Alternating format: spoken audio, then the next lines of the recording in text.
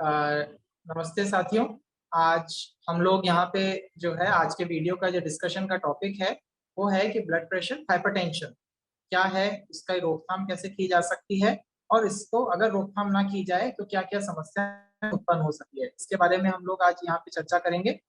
तो सबसे पहले हमें ये समझना चाहिए कि ब्लड प्रेशर क्या है, जिसके हम रोज आम आम बोलचाल की भाषा में शब्द इस्तेमाल करते हैं। ब्लड प्रेशर बहुत कॉमनली यूज करते हैं, तो ये आखिर ये है क्या, कौन सा प्रेशर है ये।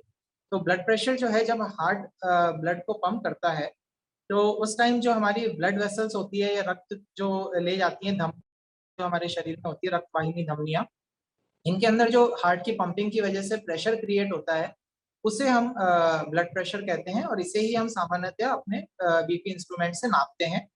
ब्लड प्रेशर की जो एक स्टैंडर्ड रीडिंग जिसे कहते हैं वो है ना, दो भागों में डिवाइडेड होती है, सिस्टोलिक ब्लड प्रेशर और डायस्टोलिक ब्लड प्रेशर।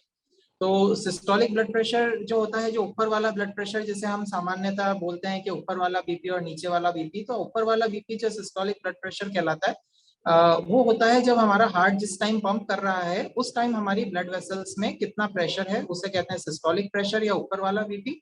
और जिस टाइम हमारी blood heart pumping relax position में है उस टाइम हमारी ब्लड वेसल्स के अंदर कितना प्रेशर है उसे बोलते हैं डायस्टोलिक ब्लड प्रेशर।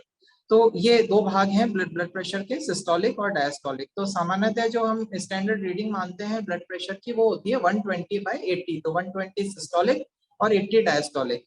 तो जब ये रीडिंग जो है सिस्टोलिक 140 से ऊपर चले जाए और डायस्टोलिक 90 से ऊपर चले जाए तो उसे स्टेज कहते हैं हाई बीपी की, हाई ब्लड प्रेशर की। और जिस अगर ये ब्लड प्रेशर हमेशा बढ़ा हुआ रहता है, आपका BP most of the time 140 90 से ऊपर ही आ रहा है, तो उस स्टेज को हाइपरटेंशन की स्टेज कहा जाएगा। तो ये कहलाता है हाइपरटेंशन। अब हमने ये समझा कि हाइपरटेंशन क्या है, ब्लड प्रेशर क्या है। अब हमें ये जानना पड़ेगा कि होता क्यों है आखिर, कुछ लोगों को हाई ब्लड प्रेशर क्यों रहता है, हाइपरटेंशन की बीमारी से वो क्यों ग्रसित हो जाते हैं। तो कुछ रिस्क फैक्टर्स हैं जिनकी वजह से ब्लड प्रेशर बढ़ता है, जिसमें सबसे पहले मैं बात करना चाहूंगा जेनेटिक रिस्क फैक्टर की, यानी कि आनुवंशिक कारण, हेरिडिटरी कारण। अगर घर में परिवार में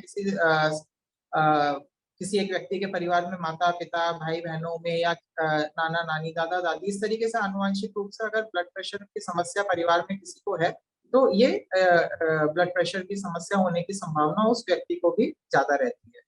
इसी तरीके से एज, जैसे जैसे हमारी उम्र बढ़ती जाती है वैसे वैसे हमारी जो रक्तवाहिनी धमनियां, जो हमारी ब्लड वेसल्स होती हैं वो मोटी होती जाती हैं, थिक होती जाती हैं, स्टिफ होती जाती हैं।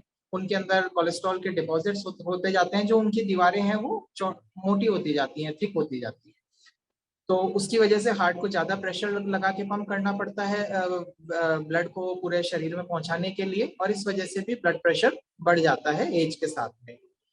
उसके बाद आते हैं हमारे लाइफ स्टाइल, जो है हमारी दिनचर्या जो होती है, हम लोगों की जो जीवन शैली है वो ज्यादातर आजकल सेडेंट्री लाइफ स्टाइल हो गई। हम लोग ज्यादातर अपना समय जो है वो बैठे बैठे बिता रहे हैं। जो आजकल डेस्क जॉब है ज्यादातर लोगों के पास, दिन में 10 से 12 घंटे तक उन लोगों को बैठे बैठे काम करना पड़ता है। उसके बाद वो अपने लिए व्यायाम के लिए, किसी भी तरह के लिए एक्टिव लाइफ स्टाइल के लिए समय नहीं निकाल पाते।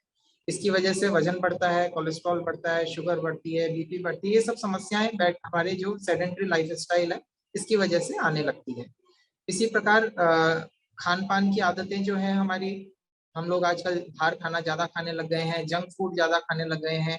पिज्जा, बर्गर, पास्ता, नूडल्स, ये सब हमारे खाने के अंदर बहुत ज्यादा आ गए हैं। हर आए दिन हम लोग ये चीजों का इस्तेमाल करने लग गए हैं। मीठे का बहुत ज्यादा सेवन करने लग गए हैं हम लोग, मिठाइयाँ, बेकरी के items, processed food, saturated fats, ये हमारे खान पान में बहुत ज्यादा आ गए हैं। इस वजह से भी ब्लड प्रेशर बढ़ने लगता है, इन सब खाने की आदतों की वजह से। नमक का इस्तेमाल ज्यादा करना, अचार, पापड़, चटनी, बेकरी के आइटम्स, इन सब में सोडियम कंटेंट ज्यादा होता है। इन सब का अत्यधिक इस्तेमाल करने से हम लोग ब्लड प्रेशर की समस्या से, हाइपरटेंशन की समस्या से ग्रसित हो सकते हैं। इसी प्रकार अत्यधिक धूम्रपान करना, शराब का बहुत ज्यादा सेवन करना, ये भी ब्लड प्रेशर अधिक बढ़ाने के इसको रिस्क को बढ़ाता है। अब रिस्क फैक्टर डिस्कस करने के बाद हमें जानना पड़ेगा कि ब्लड प्रेशर का इलाज आखिर क्यों करना चाहिए। अगर किसी को ब्लड प्रेशर बढ़ जाता है, हाइपरटेंशन की बीमारी हो जाती है, तो ब्लड प्रेशर जो है वो एक हाइपरटेंशन को हम एक साइलेंट बीमारी कह सकते हैं। क्यों? क्योंकि इसके लक्षण ज्यादातर देखने को नहीं मिलते हैं। कई पेशेंट हमारे क्लिनिक में आते हैं जिनका ब्लड प्रेशर 100, लेकिन उसके बाद भी उनको कुछ लक्षण नहीं होते। बस उनका बीपी चेक किया, किसी और कारण से दिखाने आए थे, ब्लड प्रेशर चेक किया तो 180 मिला सिस्टोलिक।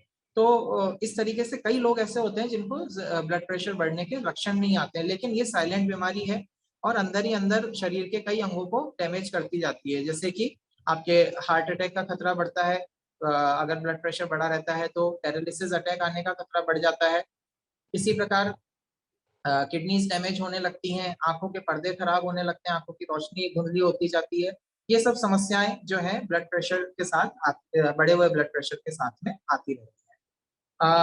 अब अगर ब्लड प्रेशर डायग्नोस हो गया है, रेगुलर आपने चेकअप कराया और ब्लड प्रेशर का पता चला, तो इसके बाद क्या ऐसे अपने लाइफ स्टाइल और डाइट के अंदर चेंजेस हैं जो आप करके और इस ब्लड प्रेशर को कंट्रोल करके एक हेल्दी लाइफ जी सकते हैं? तो उन्हें हम डिस्कस कर लेते हैं। सबसे पहला तो है सेडेंट्री लाइफस्टाइल की, कि सेडेंट्री लाइफस्टाइल जो है वो बहुत ब्लड प्रेशर को बढ़ाने में एक कारक है। तो इस वजह से हमें कुछ एक्सरसाइज के लिए टाइम निकालना बहुत ज्यादा जरूरी है। दिन के 30 से 40 मिनट हमें कम से कम किसी न किसी एक्सरसाइज, चाहे वो जॉगिंग हो, रनिंग, वॉकिंग, ब्रिस्क वॉकिंग जिसे कहते हैं, तेज चलना, साइकिलिंग, डांसिंग, स्विमिंग, या किसी और स्पोर्ट्स में जैसे कि क्रिकेट, फुटबॉल, जो भी आपके पसंदीदा स्पोर्ट्स हो, किसी भी तरह की फिजिकल एक्टिविटी, अच्छी फिजिकल एक्टिविटी एक आधे से पौन घंटे की अगर डेली हो तो आप ब्लड प्रेशर बढ़ने के खतरे को, हाइपरटेंशन के रिस्क को बहुत कम कर सकते हैं। इसी प्रकार खान पान की आदतों में कुछ बदलाव के साथ में आप ब्लड प्रेशर बढ़ने का खतरा कम कर सकते हैं। जैसे कि आप अपने खाने में नमक का इस्तेमाल कम करें। जो छाछ और सलाद है, इसके अंदर ऊपर से नमक ना डालें। खाने के अंदर देखें कि आपका जो नमक की मात्रा है वो पूरे दिन के अंदर 5 ग्राम से ज्यादा ना हो। अचार, पापड़, नमकीन, चटनी, बेकरी आइटम्स, इन सबको अपने खाने के अंदर से हटाएं। जंक फूड को अपने खाने में से हटाएं। इस तरीके से, और ज्यादा से ज्यादा सब्जियों का, ताजा फलों का, इनका सेवन करें। अंकुरित जो अनाज है, पूरे साबुत अनाजों का सेवन करने से आपकी बॉडी में एडिक्वेट अमाउंट में फाइबर जा सके। स्मोकिंग को, अगर आप स्मोकिंग करते हैं तो उसे तुरंत स्टॉप कीजिए, क्योंकि स्मोकिंग जो है वो मतलब काफी सारी बीमारियों का खतरा इनसे बढ़ जाता है। इसके इसके अलावा जो है आपको, अगर इन सब चीजों के बाद भी आपका ब्लड प्रेशर, या आपने लाइफ स्टाइल चेंजेस कर लिए, एक्सरसाइज, डाइट की मॉडिफिकेशन, ये सब कर लिए, और इसके बाद भी आपका ब्लड प्रेशर बढ़ा हुआ है, तो आपको आपके डॉक्टर की सलाह के अनुसार आपको दवाइयां शुरू करनी चाहिए। काफी तरह की दवाइयां, मेडिसिन जो है ब्लड हाइपरटेंशन के लिए अवेलेबल हैं, और उनके साथ में एडिक्वेटली आपका ब्लड प्रेशर कंट्रोल रहा जा सकता है। कुछ लोगों को मैंने देखा है कि वो ब्लड प्रेशर की दवाइयां अपनी मर्जी से बंद कर देते हैं, या फिर कुछ लोग इरेगुलरली दवाइयां लेते हैं। ऐसा कहते हैं कि बस जब हमें लगता है कि बीपी बढ़ रहा है तब हम बिना नापे ब्लड प्रेशर की गोली खा लेते हैं। तो ऐसा करना भी हानिकारक हो सकता है, क्योंकि हमने देखा कि ये साइलेंट बीमारी है, लक्षण कम आते हैं, तो बिना लक्षणों के भी आपका ब्लड प्रेशर बढ़ा हुआ रह सकता है। इसलिए घर पे एक बीपी इंस्ट्रूमेंट रखें। अगर आपको हाइपरटेंशन की बीमारी है, बीपी इंस्ट्रूमेंट से रेगुलरली अपना बीपी नापते रहें।